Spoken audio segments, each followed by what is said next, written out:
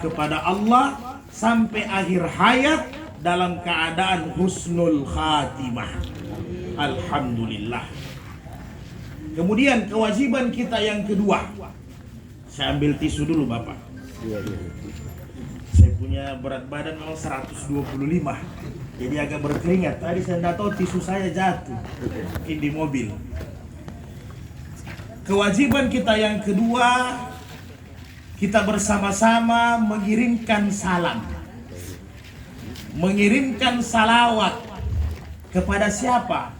Kepada orang yang paling kita cintai, manusia yang paling kita rindui, yaitu baginda Sayyidina Rasulullah Muhammad bin Abdullah Al-Mustafa sallallahu alaihi wasallam.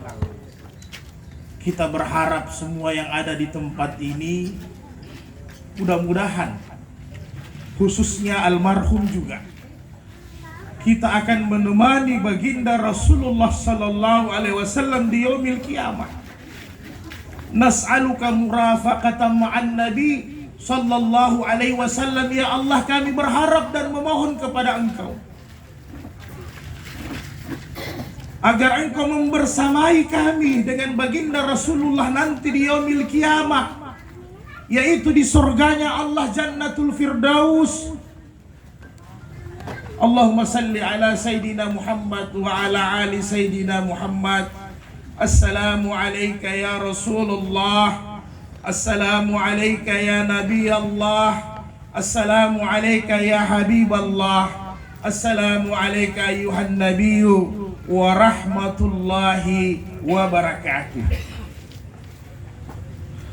Bapak dan Ibu yang sama berbahagia, kita bincang-bincang kurang lebih 10-15 menit sebelum kita balik istirahat ke rumah kita masing-masing. Alhamdulillah, kedatangan Bapak dan Ibu ini luar biasa. Tidak sia-sia. Biar waktu istirahat kita pending sedikit, kita mundurkan. Untuk apa? Untuk datang menghibur keluarga yang sementara ditimpa musibah. Ini pahalanya besar. Man azzah musaban, barang siapa yang datang menghibur keluarga, tetangganya, sahabatnya yang sementara ditimpa musibah, maka dia mendapatkan pahala yang sama, dosa-dosanya digugurkan oleh Allah Ta'ala. Dosa-dosanya diampuni Allah Ta'ala. Seperti mana daun-daun yang kering, kata Nabi, berguguran dari atas pohon, begitulah dosa-dosa kita pada malam hari ini. Dan insya Allah Bapak dan Ibu yang nanti pulang ke rumahnya masing-masing dari tempat takziah ini, dosa-dosa kecilnya sudah dihapuskan oleh Allah Subhanahu wa Ta'ala. Tapi yang kecil saja, lumayan. Karena kalau yang besar harus bertobat. Karena dosa-dosa kecil ini banyak juga. Di tempat kerja, lihat cowok yang ganteng, atau sebaliknya, di tempat kerja hanya gara-gara naik kendaraan, gara-gara weser, kita sudah emosi, naik darah tinggi, apalagi matahari, panas ini matahari, gas juga susah, mau tanggal tua lagi. Nah, dosa-dosa yang begini yang banyak sumpu-sumpu rara kita, insya Allah diampuni oleh Allah. Kemudian Bapak dan Ibu sekalian yang berbahagia, sebagaimana almarhum ini sudah meninggalkan kita. Hanya proses waktu saja. Semua yang hadir di tempat ini tanpa terkecuali saya juga, semua akan mati. Tapi mudah-mudahan saya paling terakhir di sini. Semua kita pasti mati. Ini hanya proses.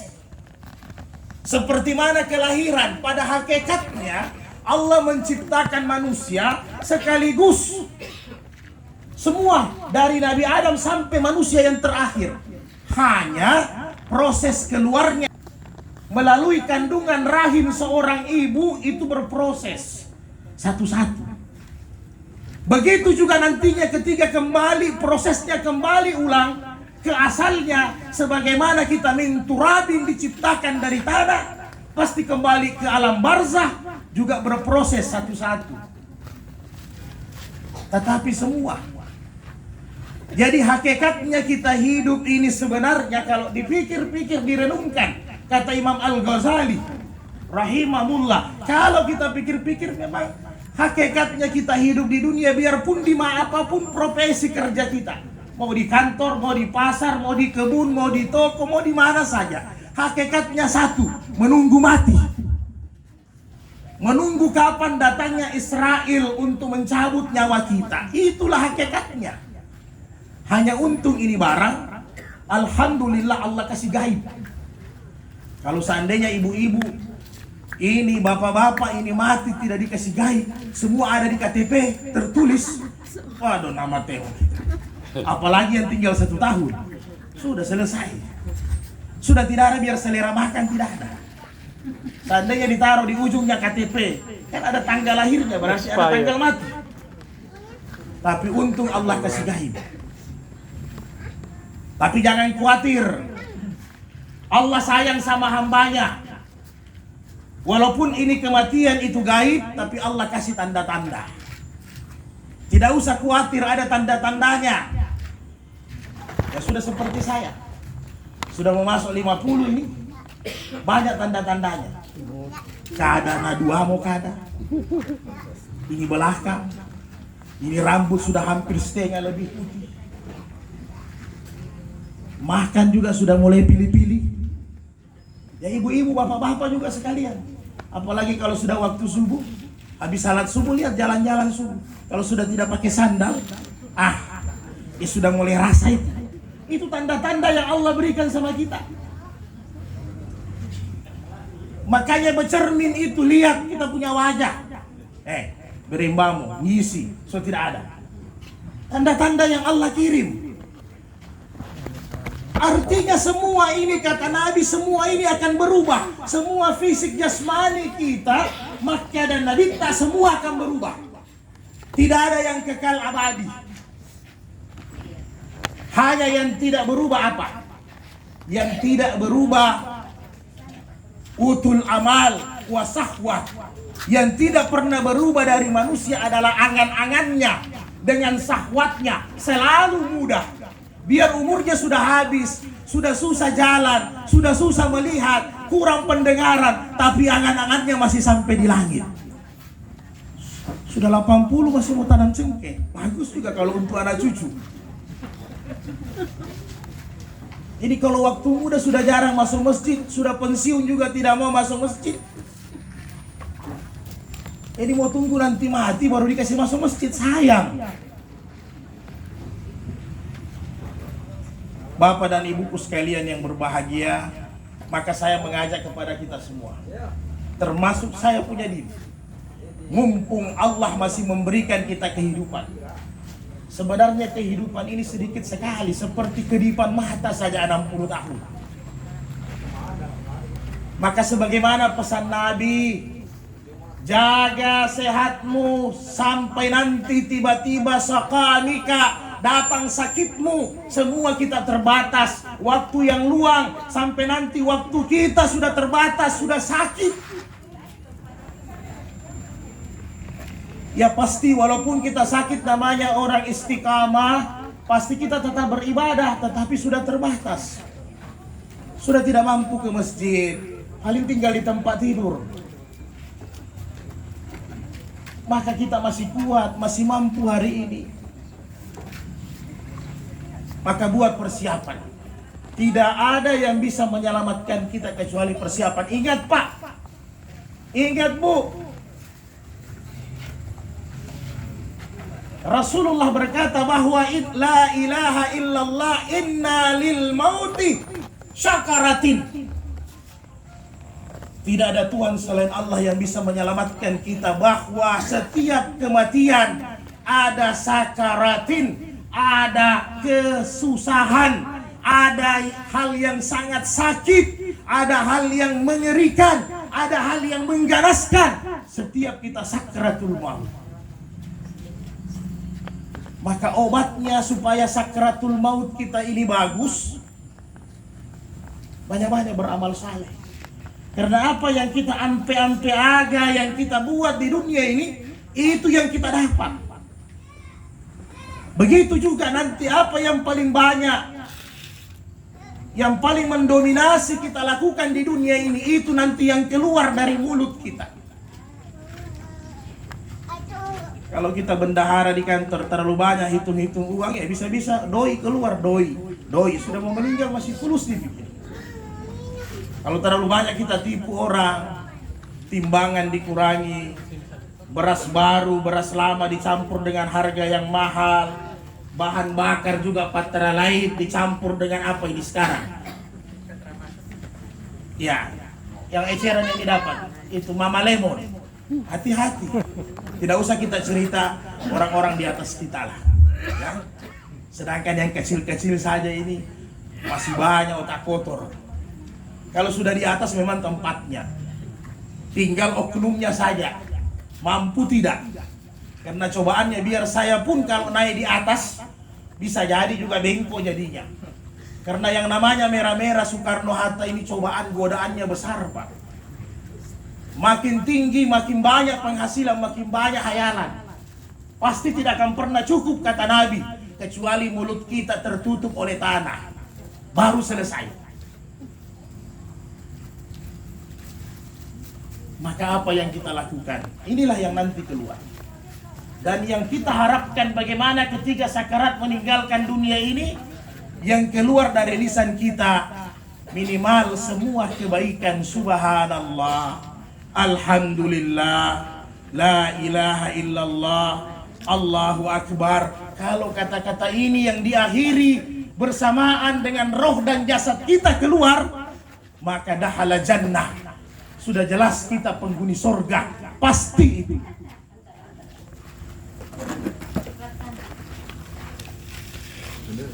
Bapak dan Ibu sekalian, kalau kita sudah sakit 3 tahun, tiba-tiba mati, wajar. Memang tanda-tandanya sudah lama. Yang repot ini kata Nabi mati tiba-tiba. Persiapan amal kurang, tidak sadar. Karena mati tiba-tiba ini repot. Sudah diumumkan di masjid. Baru tadi malam saya sama-sama berbicara. Meninggal lagi. Mati tiba-tiba ini luar biasa. Kalau kita orang baik tidak ada masalah. Atau para nabi enak. Biar mati tiba-tiba, setiap nabi harus minta izin dulu Israel. Mau cabut nyawanya atau tidak. Ya kita. Nabi Daud ketika mau meninggal masih dalam keadaan sehat. Walaupun umurnya 100 tahun. Karena orang dulu umurnya panjang-panjang. Nabi Daud ini raja sekaligus seorang nabi. Rumahnya susah orang tembus bertamu. Tiba-tiba dia pergi, ada laki-laki di rumah. Istrinya kaget, kenapa bisa masuk? Karena biasa Nabi Daud ini dia kunci rapat-rapat, bukan cemburu kan ini Nabi Daud sama istrinya. Ternyata Israel bilang, sabar Bu, saya tunggu Bapak. Istrinya tidak tahu karena tidak Nabi. Datang Nabi Daud, kenapa ente bisa di sini? Saya orang yang tidak takut sekalipun dia raja. Saya orang yang tidak bisa dihalangi dengan apapun. Nabi Daud sudah mengerti, berarti pencabut nyawa. So paham dia. Dia bilang tafadhal masuk. Nabi Daud kasih yuku lagi. Dan dia malaikat bisa berubah jadi manusia. Dia masuk di kamar, dia sampaikan, bos, anak sujud ente cabut anak punya nyawa. Jadi Nabi Daud sembahyang, di dalam keadaan sehat walafiat, tiba-tiba datang. Sembahyang 2 rakaat, di rakaat yang terakhir disujud, dicabut nyawanya. Itu pun minta izin malaikat. Sudah boleh bos? Boleh. Ini enak karena dia Nabi. Ya kalau kita Pak, bagus kalau sementara ada pilang-pilang kita pegang sementara mazikir. Tapi yang ditakuti kalau sementara baru rumus nomor atau hal-hal yang lain, tiba-tiba malaikat Israel sudah di depan, selesai. Su'ul khatimah gitu. Jadi mudah-mudahanlah semua kita yang hadir di sini semua mendapatkan husnul khatimah. Sebagaimana juga almarhum, dengan kedatangan kita, dengan doa kita semua, insya Allah almarhum di alam barzah, kuburnya diluaskan, kemudian diterangi, kemudian ada temannya. Karena biar terang, biar luas, kalau tidak ada teman sunyi juga. Iya Pak, kalau kita dalam rumah walaupun AC, lampu terang 1000 watt, tapi kalau tidak ada metua, tidak ada anak-anak, stres juga kita di dalam rumah. Begitu juga di kubur. Siapa yang temani kita di kubur, itu mi salat kita, itu mi puasa kita, itu mi zakat kita, itu mi haji umrah kita, itu mi kebaikan kita, itu mi senyum kita, itu mi kita sebarkan salam, itu mi kita datang takziah, silaturahmi, berziarah. Ini semua yang kita dapatkan nanti. Jadi jangan nanti hidup sudah beramal, sudah susah, muka juga 45 terus ketawa, senyum saja tidak bisa. Biar tanggal tua tetap senyum, karena itu pahala ibadah. Kita harapkan juga, wa inna insyaallah lahikun, kita semua nanti akan menyusul almarhum tanpa terkecuali. Maka keluarga yang ditinggalkan, mungkin besok malam masih ada penceramah, jadi sampai di sini saja. Keluarga yang ditinggalkan, kami berpesan istirja, kembalikan kepada Allah, kemudian sabar. Karena Allah sudah mengingatkan kepada kita, apabila ada musibah, idza asabathum musibah qalu inna lillahi wa inna ilaihi rajiun. Ikhlaskan. Tidak usah lagi berkata-kata macam-macam. Mbok mate pandreka. Itu syirik. Yang makasih makan kita, yang pelihara kita Allah Subhanahu wa ta'ala. Tinggal anak-anak yang ditinggalkan, jangan lupa setiap saat orang dikubur juga butuh makan. Seperti mana kita juga di dunia, hanya bentuk makanannya beda. Orang dikubur sudah bukan soko dia makan, bukan lagi loka, bukan lagi telur, bukan lagi nasi. Yang dia makan adalah doa-doa dari anak-anak yang saleh. Al-Fatihah yang dikirim jemaah-jemaah masjid habis sembahyang, itu semua yang dimakan oleh orang-orang di kubur. Bayangkan kalau orang tua meninggal anaknya 5, ya, semua taat kepada Allah, 5 waktu sembahyang, 5 kali Al-Fatihah, berarti kali 5 anak 25 piring makanan di depannya. Najimna orang tua kita, tak bosan-bosan, bisa-bisa dia kasih orang yang lain temannya. Kenapa? Alhamdulillah rezeki saya sudah ditanggung sama anak saya. Setiap hari anak saya. Yang persoalannya, ironisnya adalah, kalau 10 anak, tidak ada yang sembahyang biar satu. Semua sudah diwariskan harta, kendaraan, pekerjaannya semua mapan, semua tabungannya banyak, simpanannya. Tapi sayang, kalau anak tidak sembahyang, bagaimana dia mau doa orang tuanya? Maka kata Nabi, kerugian seorang orang tua adalah meninggalkan anak-anak yang durhaka. Karena anak yang saleh, soleha adalah aset yang paling besar. Marilah kita berdoa. Semoga Allah Subhanahu wa ta'ala memberikan kita keafiatan, kesehatan, memudahkan almarhum juga di alam barzah. Amin ya rabbal alamin. Subhanallah bihamdika asyhadu an la ilaha illa anta nastaghfiruka wa natubu ilaika. Fadlatin Nabi Muhammad sallallahu alaihi wasallam. Kullu baqiyati sahabat tabi'in. Al-Fatihah. Bismillahirrahmanirrahim. Alhamdulillahi rabbil alamin arrahmanir rahim. Iyyaka na'budu wa iyyaka nasta'in. Ihdinas siratal ladzina.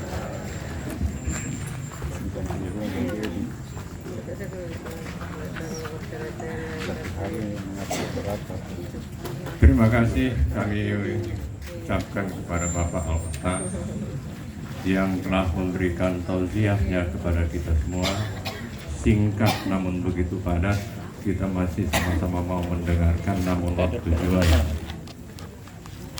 membuat Pak Ustaz harus menyelesaikan tausiahnya pada malam hari ini. Mudah-mudahan apa yang Pak Ustaz sampaikan kepada kita semua akan semakin menambah pemahaman kita dalam melaksanakan hablum minallah dan hablum minan nas di sisa-sisa umur kita masing-masing. Sebelum acara ini saya tutup, kita ambil acara sejenak sekitar beberapa menit untuk acara istirahat. Kami persilahkan kepada